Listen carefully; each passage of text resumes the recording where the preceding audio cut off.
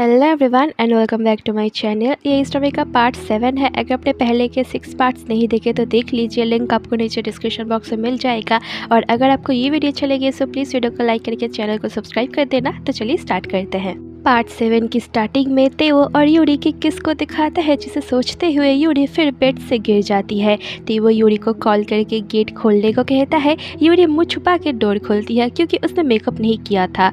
तेओ कहता है, मेरी गर्लफ्रेंड तो सुबह सुबह बहुत क्यूट लगती है। तेओ यूरी के लिए ब्रेकफास्ट लाया था, कल उनकी छुट्टी है तो यूरी कहीं चलने के लिए कहती है। तेओ कहता है, मेरे घर के पास एक पार्क है जिसे बहुत अच्छा व्यू दिखता है, वहाँ चले। यूरी मान जाती है। तेओ कहता है, अब ब्रेकफास्ट खाते हैं। यूरी ब्रश करने जा रही थी तो तेओ कहता है, मैं कर दूँ तुम्हारे लिए ब्रश। यूरी ना कह के चली जाती है तो तेओ स्माइल करता है। अब ऑफिस में यूरी हनाका को देखती है और उसके पास जाती है। हनाका उसे आज का काम कह के उसे बहुत कुछ पकड़ा देता है, जिससे ले जाते हुए आईहारा से टकरा के चॉकलेट गिर जाता है। तेओ यूरी की हेल्प करता है तो उन दोनों को साथ में देख के हनाका स्माइल करता है।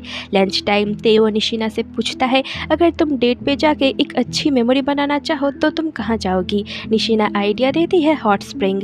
तेओ भी इसके लिए सोचता है। नेक्स्ट डे यूरी रेडी होती है। तेओ आ जाता है और पूछता है, तुमने मेकअप लगाया। यूरी कहती है, हाँ। क्यों। तेओ कहता है, हम अभी हॉट स्प्रिंग जाएंगे। यूरी शॉक हो जाती है। इधर माहिरो को दिखाते हैं जिसने ओनोदा को टेक्स्ट किया था, कहीं घूमने चले। ओनोदा कहता है, नहीं। माहिरो कहती है, इससे कोई उम्मीद नहीं है। वो फिर एक क्यूट सी सैंडल को देखती है तो वो ओनोदा को कॉल करके कहती है, तुम क्यों नहीं जा सकते। तभी ओनोदा कहता है, हम बीच पे चलेंगे। अब बीच का सीन दिखाते हैं। ओनोदा माहिरो को लाया था सी स्लग को हार्वेस्ट करने के लिए। माहिरो ने सोचा था क्या और क्या हो गया उसके साथ। इधर यूरी रेडी होकर बाहर आती है और तेओ को देखती है। तेओ यूरी को देख के तारीफ करता है। इतना ही नहीं, यूरी तेओ का दिल पढ़ता है तो तेओ उसे क्यूट सोच रहा था।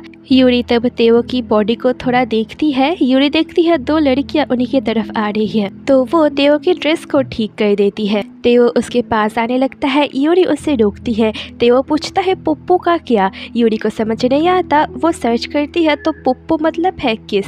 यूरी कहती है, पब्लिक में नहीं। तो तेओ मान जाता है। अब यूरी और तेओ सौना में थे। तेओ को बहुत गर्मी लग रहा था तो वो अपने टी शर्ट को थोड़ा सा ओपन करने लगता है, जिससे देख के यूरी की तो बोलती बंद हो जाती है। तभी वो लोग देखते हैं वहाँ निशिना भी आई है तो दोनों छुप के बाहर आ जाते हैं और हंसने लगते हैं। दोनों फोटोज भी क्लिक करते हैं। तभी तेओ देखता है निशिना उन्हीं की तरफ आ रही है तो वो यूरी को अपने पीछे छुपा लेता है। निशिना पूछती है, क्या ये तुम्हारी गर्लफ्रेंड है। तेओ कहता है, हाँ। निशिना कहती है, मैंने तुम्हें हॉट स्प्रिंग कहा था, मेरा मतलब ये नहीं था।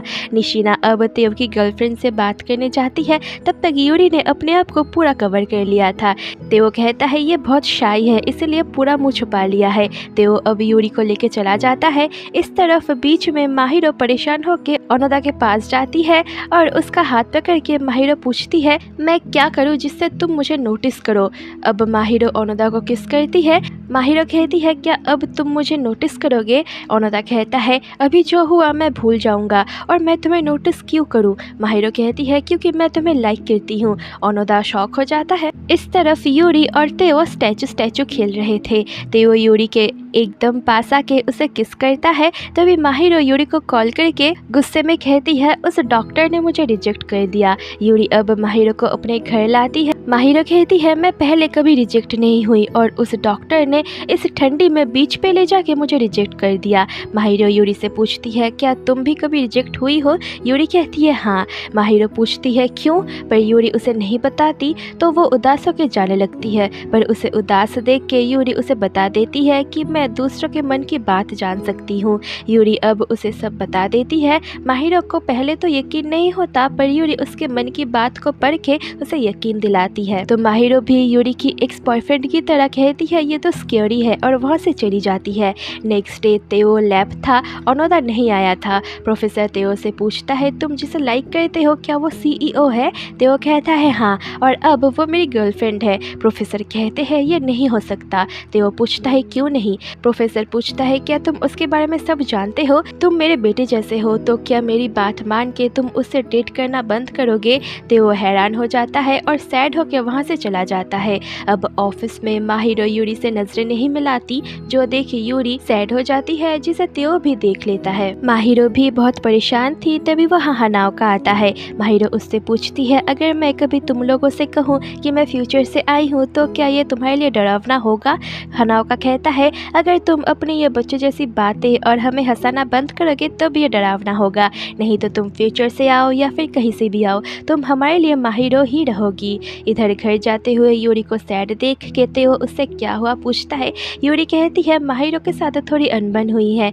तेओ अब यूरी को समझाता है तुम किसी के दिल की बात तो नहीं जान सकती ना, जब तुमने कहा था तुम मुझे पसंद करती हो तब मैं बहुत खुश हुआ था, ऐसे ही माहिरो भी तो तुमसे बहुत कुछ कहती है ना। यूरी अब तेओ की मन की बात पढ़ती है।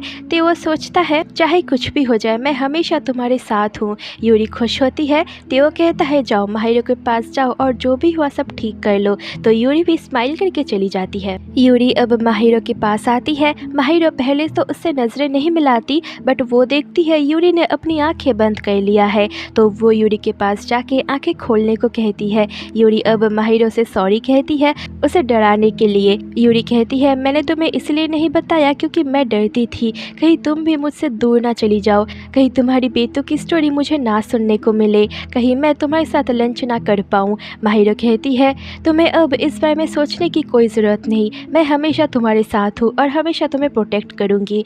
तुम्हें तेओ को ये सब बताने की कोई ज़रूरत नहीं है क्योंकि लवर और फ्रेंड अलग होते हैं। दोनों अब बहुत रोते हैं और यहाँ पर दोनों के बीच सब ठीक हो जाता है। नेक्स्ट डे यूरी अपने डैड को भी बता देती है कि उसने माहिरो को सब बता दिया है। डैड भी उसके इस डिसीजन से खुश थे और ये भी कि उसे अब कोई मिल गया है जिसे वो लाइक करती है और डेट कर रही है। डैड उसके बारे में पूछता है तो यूरी कहती है वो बहुत अच्छा लड़का है। ये सुन के डैड बहुत ही ज़्यादा खुश होते हैं। अब पार्क में यूरी और तेओ बात कर रहे थे, तो तेओ की मन की बात पढ़ के यूरी पहले से जवाब दे रही थी, जिससे तेओ को कुछ अजीब लगता है। यूरी अब घबरा जाती है कहीं तेओ को सच ना पता चल गया हो। यूरी को ऐसे देख के तेओ स्टैचू का डेन बनता है, तो यूरी सोचती है बस यही एक है जिससे मेरे बारे में ना पता होते हुए भी मुझे हमेशा सपोर्ट करता आया है। यूरी अब तेओ के पास जाके उसे किस करती है। तेओ यूरी को देख के सारंगी सोचता है, जो सुन के यूरी से ज्यादा खुश तो और कोई भी नहीं होता। अब शाम में दोनों बाजार करके आ रहे थे। तेओ पोटैटो खरीदना भूल गया था, तो वो यूरी को अपने घर की चाबी दे के इंतजार करने के लिए कह के वो पोटैटो लेने चला जाता है। यूरी तेओ के घर आती है और तेओ की बचपन वाली स्टोरी बुक को देखती है। उसमें एक कार्ड बाहर आता है जो उस कॉन्फ्रेंस वाली लड़की मिन की थी, और कार्ड में बनी लड़की को देख के तेओ को अपनी बड़ी बहन की याद आया था। इधर प्रोफेसर ने भी उसी स्टोरी बुक को ऑर्डर किया था। यूरी अब अपने फ़ोन की हेल्प से उस स्टोरी बुक को पढ़ने लगती है, क्योंकि वो स्टोरी बुक कोरिया में लिखा था, तो यूरी उसे जापानीज करके पढ़ रही थी। पढ़ते हुए उसे तेओ की याद आता है। वो उस लाल धागे को भी देखती है। फिर स्टोरी में लड़का और लड़की ने अपने प्यार को इजहार किया। लड़की ने उस लड़के से अपने पावर के बारे में सीक्रेट रखा था। फिर दोनों के बीच में बुरी किस्मत आई। यूरी को कुछ समझ नहीं आता। यहाँ मिन को भी दिखाते हैं जो वही स्टोरी पढ़ रही थी, और यही पर एपिसोड 7 एंड हो जाता है। होप कि आपको वीडियो अच्छी लगी हो, सो प्लीज़ वीडियो को लाइक करके चैनल को सब्सक्राइब कर देना। मिलती है आपसे जल्दी नेक्स्ट एपिसोड में, तब तक के लिए बाय बाय।